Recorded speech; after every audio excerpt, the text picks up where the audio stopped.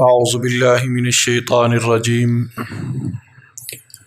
بسم اللہ الرحمن الرحیم یا ایہا الذین آمنوا قوا انفسکم واہلیکم نارا صدق اللہ العظیم۔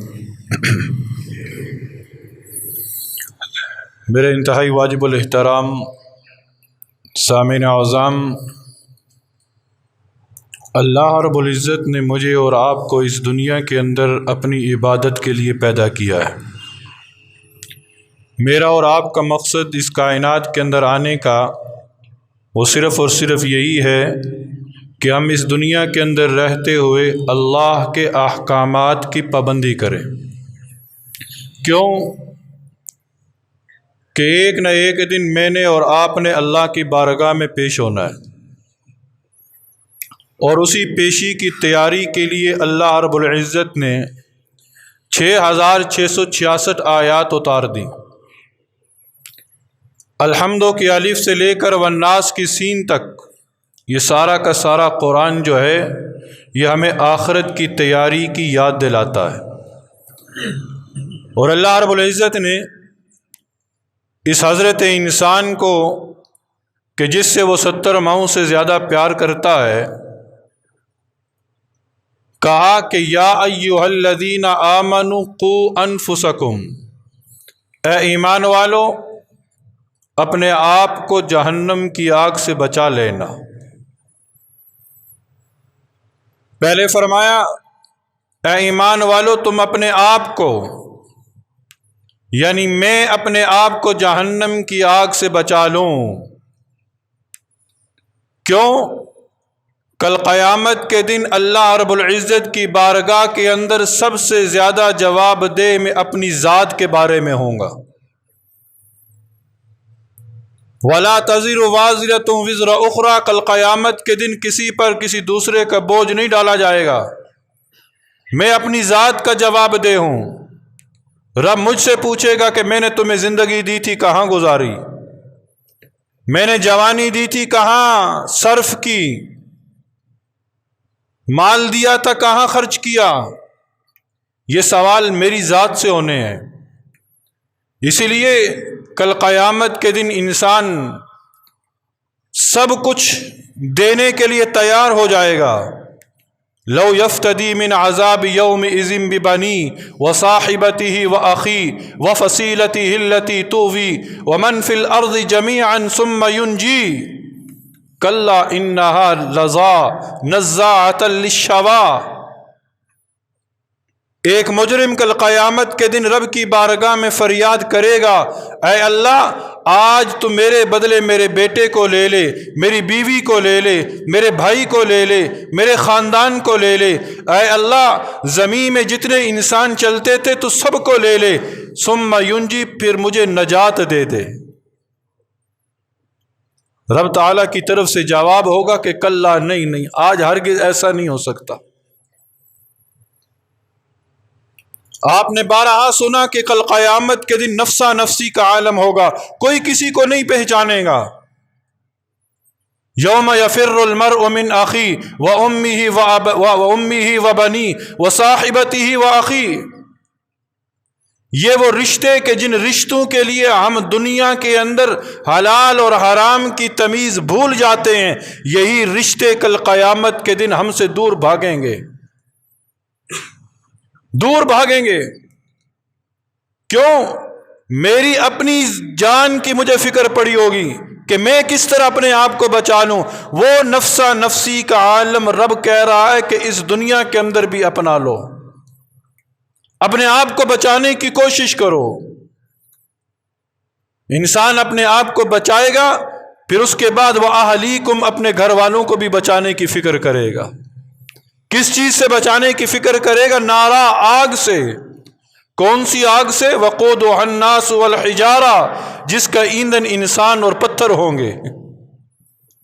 وہ کیسی آگ ہوگی؟ علیہا ملائکۃ غلاظ شداد، جس پر تندخو اور سخت مزاج فرشتے مقرر ہوں گے۔ لا یعصون اللہ ما امرہم ویفعلون ما یؤمرون، جو اللہ کے کسی حکم کی نافرمانی نہیں کریں گے، جو اللہ انہیں کہے گا وہ کریں گے۔ اس آگ سے اپنے آپ کو بچا لیں، اس آگ سے اپنے آپ کو بچا لیں۔ کیسے بچائیں؟ کل قیامت کے دن کوئی عذر پیش نہیں ہوگا، کوئی عذر پیش نہیں ہوگا۔ کوئی انسان یہ نہیں کہہ سکے گا کہ اللہ میں شیاطین کی چالوں کے اندر گر گیا، مجھے شیطان نے ورغلا دیا۔ اگر انسان یہ عذر پیش کرے گا تو رب نے آگے سے یہ جواب دے دیا کہ اے حضرت انسان، تو شیطان کی چالوں کا عذر پیش کرتا ہے، کیا میں نے تجھے رمضان نہیں دیا تھا؟ کیا میں نے تجھے رمضان نہیں دیا تھا؟ اے ایمان والے، کیا تجھے نبی صلی اللہ علیہ وسلم کی بات پر معاذ اللہ یقین نہیں ہے؟ کیا نبی صلی اللہ علیہ وسلم نے نہیں فرمایا کہ شیاطین کو رمضان کے اندر قید کر دیا جاتا ہے؟ شیاطین کو رمضان کے اندر قید کر دیا جاتا ہے، پھر کون سا عذر کل قیامت کے دن ہم پیش کر سکیں گے؟ اس لیے اپنے آپ کو جہنم کی آگ سے بچانے کی فکر کریں۔ اب جہنم کی آگ سے اپنے آپ کو کیسے بچایا جا سکتا ہے؟ نبی صلی اللہ علیہ وسلم نے بھی فرمایا رمضان کے اندر ان دعاؤں کا اہتمام کرو کہ اللہ میں تجھ سے جنت الفردوس کا سوال کرتا ہوں، اور اے اللہ میں جہنم کی آگ سے پناہ مانگتا ہوں، جہنم کی آگ سے پناہ مانگتا ہوں۔ کیا اتنا دعا کر لینا کافی ہے؟ کیا اتنا کہہ دینے سے کہ اے اللہ مجھے جہنم کی آگ سے بچا لینا کافی ہے، ہم جہنم کی آگ سے بچ جائیں گے؟ نہیں، جہنم کے اندر لے جانے والے اعمال سے اپنے آپ کو بچانا ہے۔ ایک دعا جو نبی صلی اللہ علیہ وسلم نے سکھلائی کہ اے اللہ میں تجھ سے جہنم کی آگ کی حفاظت مانگتا ہوں، جہنم کی آگ سے پناہ مانگتا ہوں، اور ہر اس قول اور فعل سے بھی پناہ مانگتا ہوں جو جہنم کے اندر لے جانے والے ہیں۔ ہم جھوٹ بھی بولیں، ہم غیبت بھی کریں، ہم زنا کا ارتکاب بھی کریں، ہم سود کا کاروبار بھی کریں، ہم رشوت بھی لیں، ہم بدنظری بھی کریں، ہم ماں باپ کی نافرمانی بھی کریں، اور پھر دعا مانگے اللہ جہنم کی آگ سے بچا لے۔ یہ تو ہمارے قول اور فعل کے اندر کھلا تضاد ہے۔ پہلے بدعملیاں چھوڑو، پہلے بدعملی چھوڑو، پہلے گناہ چھوڑو، پھر رب کی بارگاہ میں آؤ اور رب سے مانگو، پھر رب آپ کی مانگ کو پورا کرے گا، پھر رب آپ کی مانگ کو پورا کرے گا۔ یہ نہیں ہو سکتا میں سارا دن بازار کے اندر بدنظری کروں اور پھر مسجد کے اندر آ کر صف اول کے اندر بیٹھ کر کہوں کہ اے اللہ مجھے جہنم کی آگ سے بچا لے۔ وہ غفور الرحیم ہے، وہ گناہگاروں کو بخش دے، اس سے کوئی پوچھنے والا نہیں ہے، لیکن اس نے ایک قانون بنایا ہے، ایک قانون بنایا ہے، اس قانون کے تحت ہمیں اپنی زندگی گزارنی ہوگی۔ تو جہنم میں لے جانے والے جتنے بھی اعمال ہیں ان اعمال کو ہم نے چھوڑنا ہوگا۔ آج روزہ رکھ کر بھی ہم ان اعمال کو نہیں چھوڑ رہے، تو پھر بتائیں ہماری زندگی میں کون سی گھڑی ایسی آئے گی کہ جس گھڑی کے اندر ہم ان اعمال کو چھوڑیں گے؟ شیاطین قید ہیں، اس کے باوجود شیاطین کے راستوں پر ہم چل رہے ہیں، بد نظریاں بھی ہو رہی ہیں، بدعمالیاں بھی ہو رہی ہیں، جھوٹ بھی بولے جا رہے ہیں، غیبتیں بھی کی جا رہی ہیں، ماں باپ بھی گھروں کے اندر ناراض بیٹھے ہیں، بہن بھائیوں سے رشتے بھی ٹوٹے ہوئے ہیں، بہنوں کی وراثت کا بھی ہمیں خیال نہیں ہے۔ خود ہم فیصلہ کریں، خود فیصلہ کریں کہ اگر ایک شخص اپنے بہن کی وراثت کو قبضے میں لے کر بیٹھا ہوا ہے اور جان بوجھ کر وہ اپنی بہن کی وراثت کا حق ادا نہیں کر رہا اور ادھر وہ دعا مانگ رہا ہے اللہ جہنم کی آگ سے بچا لے، تو کیا وہ وراثت کا حق جو اس نے ادا نہیں کیا وہ جہنم سے بچا لے گا اسے؟ نہیں نہیں، وہی حصہ، وہی حق اسے جہنم کی گہرائیوں کے اندر پھینکوا دے گا۔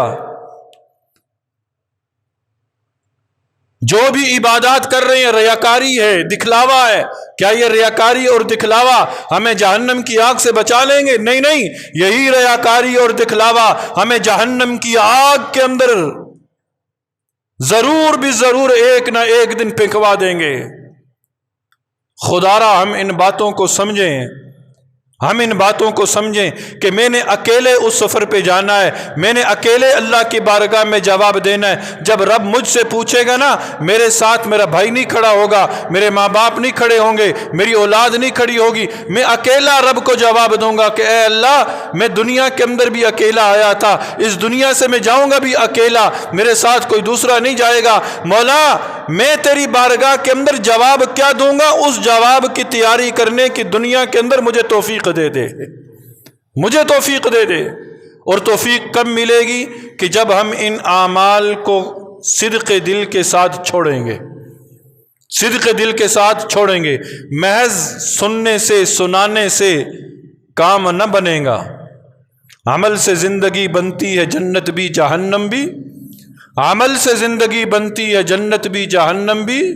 یہ خاکی اپنی فطرت میں نہ نوری ہے نہ ناری۔ عمل کریں گے تو زندگی بنے گی، عمل کریں گے تو جنت بنے گی، بدعملیاں کریں گے تو جہنم بنیں گی۔ تو یہ وہ باتیں ہیں جو میں نے آپ حضرات کے سامنے رکھی ہیں۔ کبھی وقت ملے، کبھی موقع ملے، ان باتوں کے بارے میں ضرور سوچئے گا، ضرور سوچئے گا کسی تنہائی کے لمحے میں بیٹھ کر کہ قرآن جو کہہ رہا ہے کہ اپنے آپ کو جہنم کی آگ سے بچاؤ، تو میں اپنے آپ کو جہنم کی آگ سے کتنا بچا رہا ہوں؟ اس آگ سے نزاعۃ للشوا، جو چمڑیاں ادھیڑ کے رکھ دے گی، جو کھالیں ادھیڑ کے رکھ دے گی، وہ جہنم جہاں پینا کیا ہوگا؟ پیپ اور خون۔ وہ جہنم کیا کیا ذکر کروں؟ بس اتنا ہی کہنا کافی ہے کہ اس کے اندر رب کی ناراضگی بستی ہے، اس کے اندر رب کی ناراضگی بستی ہے۔ تو رب کی ناراضگی سے بچنے کے لیے ضروری ہے کہ ہم وہ عمل کریں کہ جس میں رب کی رضا شامل ہے۔ تو اللہ تعالی ہم سب کو عمل کی توفیق نصیب فرما دے۔ آمین۔